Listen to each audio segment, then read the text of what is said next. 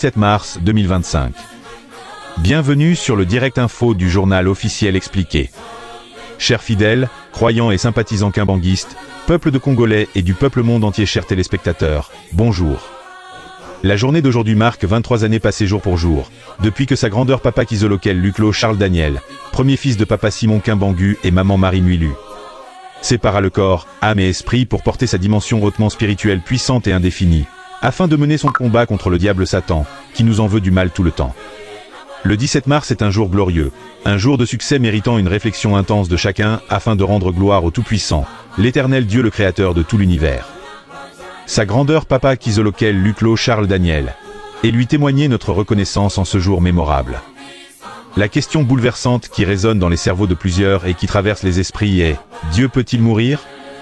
La réponse est oui, puisqu'il a porté un corps physique.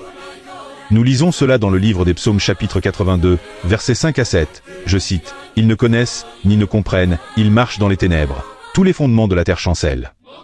Moi j'ai dit, vous êtes des dieux, et vous êtes tous fils du Très-Haut. Mais vous mourrez comme des hommes et vous tomberez comme un prince. » Ensuite posons-nous la question, est-ce que Dieu peut-il porter un corps humain? Coup d'œil sur les Écritures dites saintes.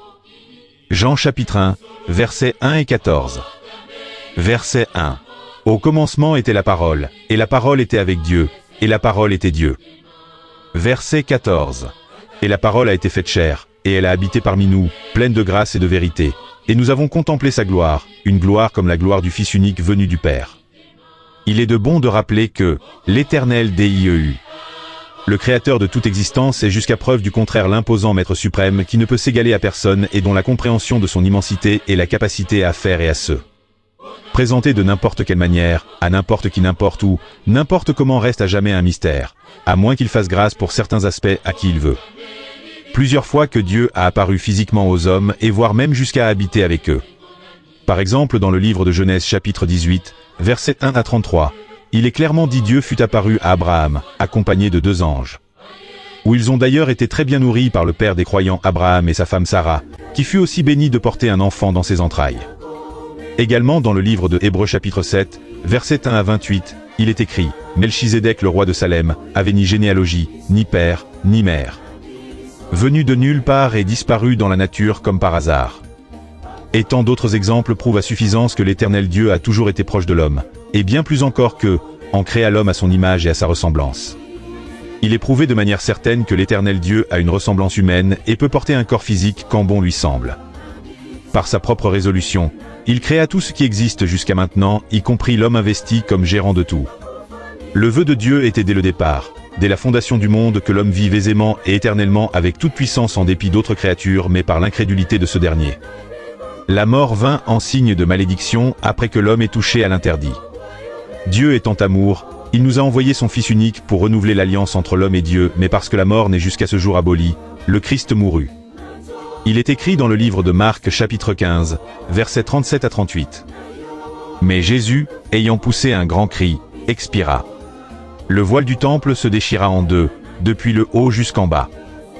Après le Christ, vint le Saint-Esprit papa Simon Kimbangu, puis toute la Sainte Trinité dont papa Kizolokel Luclo Charles Daniel et l'Éternel Dieu le Père, Créateur de tout l'univers et tout ce qui s'y trouve.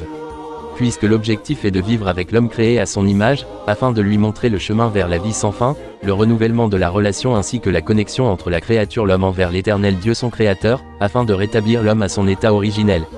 Et bien sûr que Dieu le fit sans embâche et avec un amour pur, puis il se retourna pour observer si vraiment l'homme a compris sa vision éclairée. Ce fut donc, un certain 17 mars que papa Kizolokel avait séparé son esprit et âme de son corps afin de nous préparer au jour meilleur où il n'y aura ni mort, ni maladie, ni guerre, ni famine en récompense au respect de la trilogie nous léguée dans l'amour, les commandements, préceptes et le travail. C'est ce travail de fond que nous rappelle jour après jour sa divinité papa Simon Kimbangu Kiangani, le Saint-Esprit que plusieurs ignorent, dont en somme, la prière et la construction de Nkamba Nouvelle-Jérusalem. Ce fameux jour reste gravé dans les mémoires des kimbanguistes à travers le monde et la célèbre avec faste afin de prouver au monde combien Dieu demeure amour et miséricorde en pensant en toute humilité à sa créature qui prime et qui existe à son image et sa ressemblance. Au-delà de l'imagination et hors du mythe, Dieu s'est déjà décidé de porter le corps humain afin de vivre parfaitement avec ses créatures et leur montrer sa gloire, mais tant qu'il n'a pas encore aboli la mort, il prêche lui-même par l'exemple étant un très bon maître. Avant 1992 où cet événement grandiose s'était produit, en 1921, Un 17 mars comme celui-ci, le Christ avait annoncé à Papa Kimbangu sa rencontre qui intervint le 18 1921 et ce fut un événement avant-coureur de la date du 6 avril 1921 marquant le début du ministère de Papa Simon Kimbangu.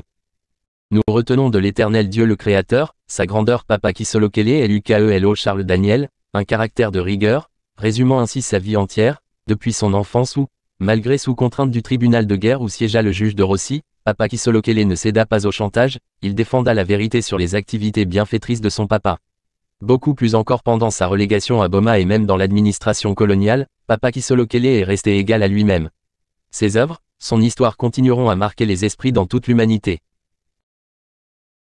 Vive sa grandeur Papa Kisolokele Lukelo Charles Daniel, l'Éternel Dieu Tout-Puissant, créateur de l'univers et tout ce qui s'y trouve, vive Papa Simon Kimbangu, vive le kimbanguisme, rayonnant dans le monde entier comme une nouvelle civilisation instituée par lui-même Dieu, comme cela est écrit dans le livre d'Apocalypse chapitre 22, versets 3 à 5, il n'y aura plus de tabou, et le trône de Dieu et de l'agneau sera parmi les hommes à Nkamba Nouvelle-Jérusalem République démocratique du Congo, les croyants kimbanguistes ses serviteurs le serviront et ils verront sa face, et il n'y aura plus de nuit, ni besoin de lampe et de la lumière du soleil, car l'Éternel Dieu Kimbangu Kiangani Simon fera briller sa lumière sur eux, et ils régneront au siècle de siècles.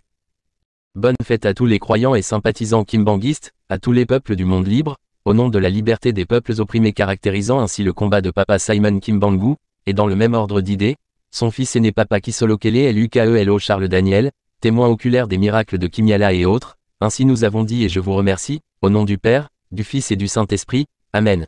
Le journal officiel expliqué, journal du peuple, au prochain numéro, à bientôt.